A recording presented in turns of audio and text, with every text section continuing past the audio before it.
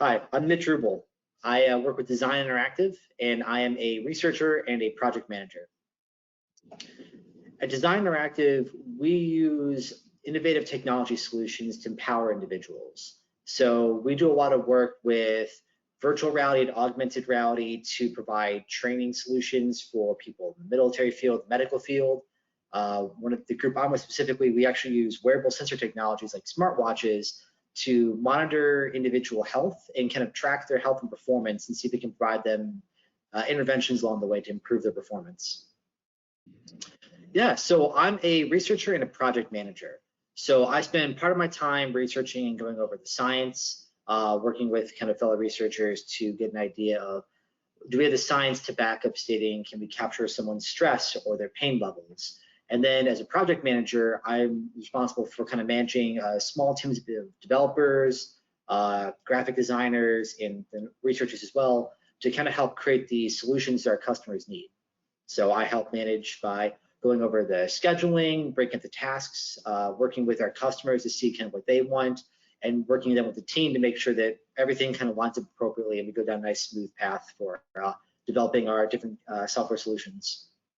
My favorite part of my career has been the ability to, how work really helps people.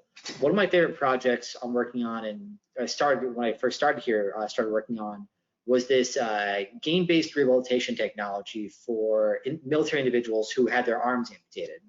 So we kind of created this whole gaming solution to help get them to better work on training their muscles. So when they got their prosthetic devices, they'd be actually ready to use them right away.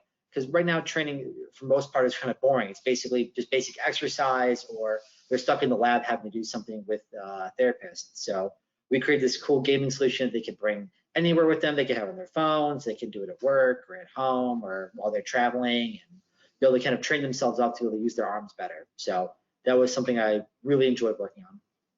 My least favorite part of my career, it can get difficult at times, just the keeping up with all the kind of the breadth of research articles and all the different new technology that keeps coming out. There's so many innovations day to day, just keeping up with it can be difficult. But the more I do it and the more I kind of get into it, the more of a feel I get for kind of what's out there, what to look for. When I'm looking over different research articles on like Google Scholar, I get a better idea of how I can be a better writer on my own, as well as how I can better critically review different research that's going out in the world. So although it can be kind of difficult just kind of having to sit down sometimes and we just read through manuscript or manuscript or technical review after technical review, it really kind of, I try to use it as a way at least to help me as a person to better understand how current technology and research is going, so I can just become a better manager and better researcher. Yeah, so I'm continuing to do some more research on the upper limb training system for the games. We're actually making kind of a whole suite of updates, doing new kind of game design to help keep people engaged. But probably one of the other cool ones I'm working on right now is we're developing a mobile application that actually combines with the smartwatch to track users' stress level and actually alert them in real time. So that way people can have their stress, they can be notified when they're starting to feel stressed up in ways they might not realize right away. And it'll prompt them to then go through some relaxation techniques. They can try to focus on either some sort of deep breathing exercise or meditation or biofeedback where you actually kind of see your heart rate on the screen and have to focus on lowering it. And that way we can provide these kind of real-time alerts to help them lower their stress. And right now we're primarily using that with a group undergoing therapy for cognitive behavioral therapy, so the active duty military population, but we're looking to kind of expand that outwards further and further as we go on. So our research is really important because a lot of it focuses on trying to help improve the performance of people. So we're always working on, from our end, so I work with our biosignature analytics division. And so what we do is we do a lot of work on capturing unique physiological measures from each person. And everyone's going to be different. There's all these different measures that can mean different things.